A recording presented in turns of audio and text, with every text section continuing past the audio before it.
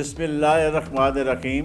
السلام علیکم معزز ناظرین، آپ دیکھ رہے ہیں SRM پنڈی نیوز چینل۔ ہم آپ کو اپنے چینل میں خوش آمدید کہتے ہیں۔ آپ سے درخواست ہے کہ آپ ہمارے چینل کو سبسکرائب کریں تو اپنے دوستوں عزیزوں کو بھیج کر انہیں بھی سبسکرائب کرنے کے لیے کہیں۔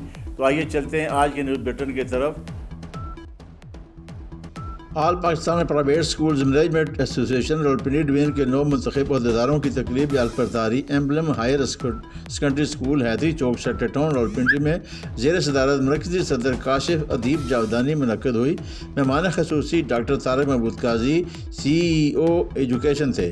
دیگر مہمانوں میں ڈویژنل صدر و ممبر DRA ابرار احمد خان، چودھری محمد فرقان، عامر انور، عطاء الرحمان چودھری، قاضی نور الحسن، نعیم اشرف، محمد توفیق، انعام محمد، عتیق الرحمان، محمد رفیع قریشی، صدر اپسما خواتین wing, member board of governor federal تعلیمی board Mrs Sakina Taj, Agha Shahab, colonel retired Fawad Hanif, Kamran Saif, Raja Sana Ullah, doctor Ijaz Mahmood, Ishtiaq Nadeem, Raja Waseem Saifi, doctor Najaf, Naeem Akbar, Shahid Jamil, Hafiz Muhammad Yasin, Adnan Nisar, doctor Mamoona Ismail, Ubaid Ur Rehman, Abid Mahmood, Matin Ahmed اور دیگر تھے۔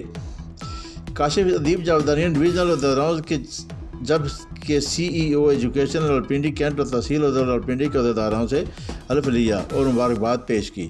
کاشف ادیب جاودانی نے کہا کہ اپسما راولپنڈی پاکستان بھر میں سب سے زیادہ مضبوط تنظیم ہے۔ ابرار احمد خان میرا بازو ہیں، ان کی قیادت میں ایسوسی ایشن بڑی سرعت کے ساتھ آگے بڑھ رہی ہے۔ نجی اسکولوں کے لیے پنجاب حکومت پیپرا کا کالا قانون لانا چاہتی تھی۔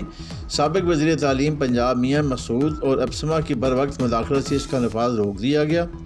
انہوں نے کہا کہ لاہور میں تقریباً 4,500 اسکولوں کی رجسٹریشن ہماری وساطت سے ہوئی اور ڈسٹرکٹ رجسٹریشن اتھارٹی بڑے اچھے انداز میں کام کر رہی ہے۔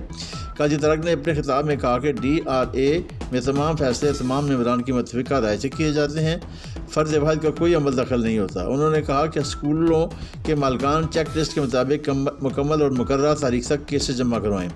تقریب سے چودھری محمد فرقان، سینئر نائب صدر Rawalpindi chamber of small business and traders, Naeem Ashraf, Amir Anwar, Atta Ur Rehman Chaudhry, Muhammad Taufiq, Abrar Ahmed advocate, Waseem Saifi اور مسز سکینہ تاج نے بھی خطاب کیا۔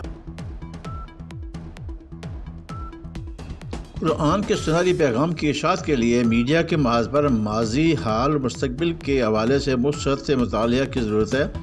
اس وقت حق و باطل کی جنگ عروج پر ہے تو داعی دین کے لیے اسلامی تہذیب و تمدن کے شاعر کو بلند رکھنا ہے۔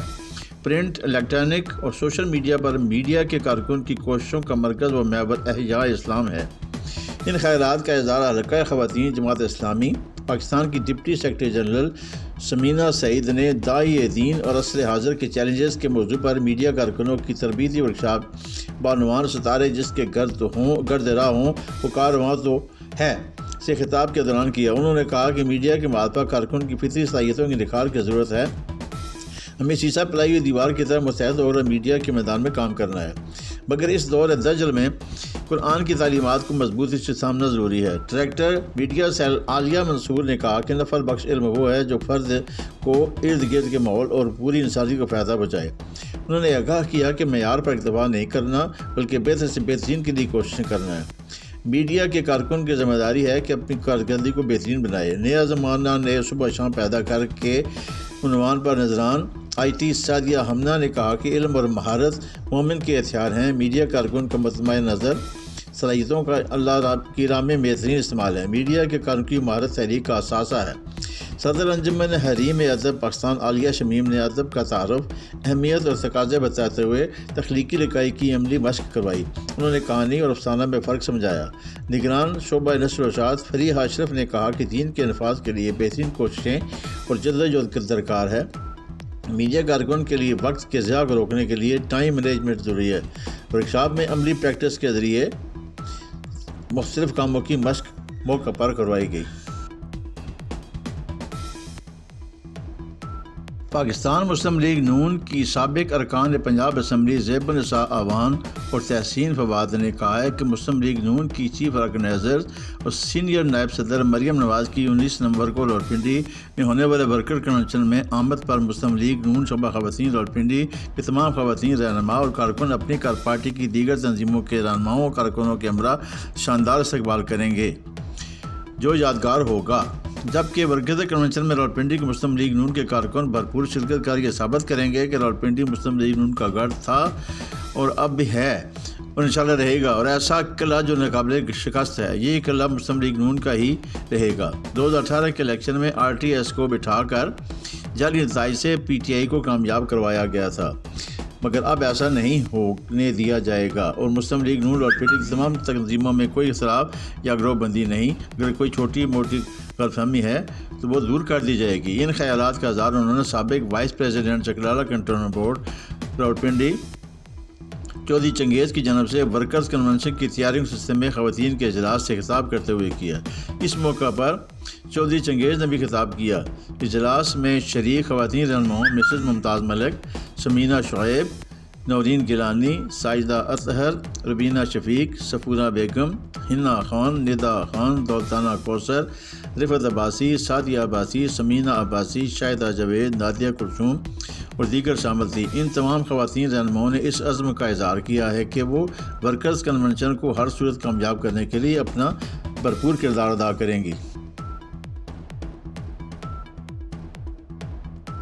کمشنر راولپنڈی ڈویژن لیاقت علی چٹھا نے پیر کو الصبح بنا پروٹوکول مذبح خانہ ریلوے روڈ راولپنڈی کا دورہ کیا اور وہاں پر صفائی و دیگر انتظامات کے ساتھ ساتھ جانوروں کو ذبح کرنے گوشت کی تیاری کے عمل کا جائزہ لیا۔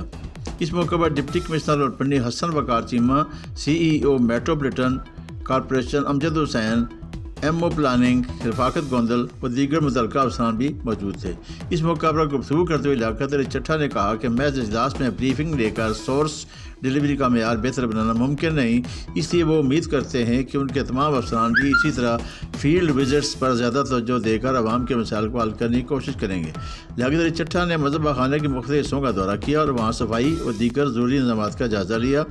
انہوں نے کسائی سے بات چیت کرتے ہوئے دی جانے والی سہولیات کے بارے میں استفسار کیا۔ انہوں نے ہدایت کی کہ مذبح ہونے والے جانور کی صحت مند ہونے کی یقینی ضرور کی جائے اور صرف وہی گوشت جب بروز کے لیے دیے جائیں جن پر ویٹنری ڈاکٹر کی مہر ہو۔ انہوں نے MO پلاننگ کو ہدایت کی کہ مذبح خانہ میں تازہ رنگ و روغن اور دیگر ضروری سہولیات کی فراہمی کے علاوہ اور یہاں کی صفائی کا خاص خیال رکھا جائے اور جانوروں کی علائشوں کی تلفی بھی فوری یقینی بنایا جائے۔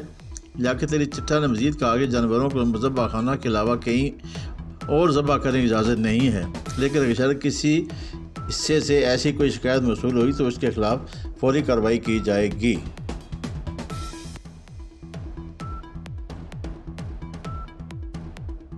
قومی اسمبلی کے حلقہ N62 سے پیپلز پارٹی کی نامزد امیدوار سمیرہ گل نے کہا ہے کہ سابق PTI حکومت اور شیخ رشید احمد اپنے دور اقتدار میں حلقہ N62 کے عوام کے مسائل حل کرنے میں ناکام رہے ہیں۔ حلقہ کے عوام ان لیڈروں سے مایوس ہیں، مسائل جوں کے تو ہیں، ان تمام مسائل کے حل کے لیے میدان میں آئے ہیں۔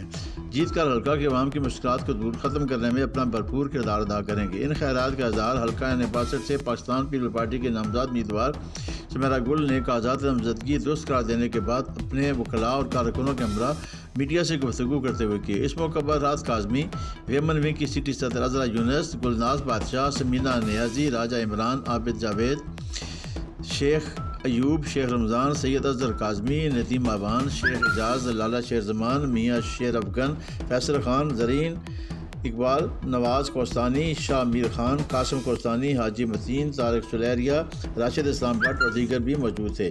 سمیرہ گل نے کہا کہ انتخاب جیت کر حلقہ N62 کے عوام کے مسائل کو ترجیحی بنیاد پر حل کرائیں گے اور حلقے کی عوام کی فلاح بہبود اور ترقی کے لیے اپنا بھرپور کردار ادا کریں گے۔ انہوں نے کہا کہ عوام پوچھتے ہیں کہ اس حلقہ کے عوام کے لیے شیخ رشید احمد اور PTI نے کون سے ترقیاتی کام کروائے ہیں۔ PTI کے مد مقابل امیدوار کو شکست دیں گے۔ سمیرہ گل نے کہا کہ حلقہ N62 کے عوام کو پیپلز پارٹی نے کبھی اکیلا نہیں چھوڑا۔ عوامی مسائل کے حل کے لیے الیکشن میں حصہ لے رہی ہوں، منتخب ہو کر ان تمام مسائل پر توجہ دوں گی۔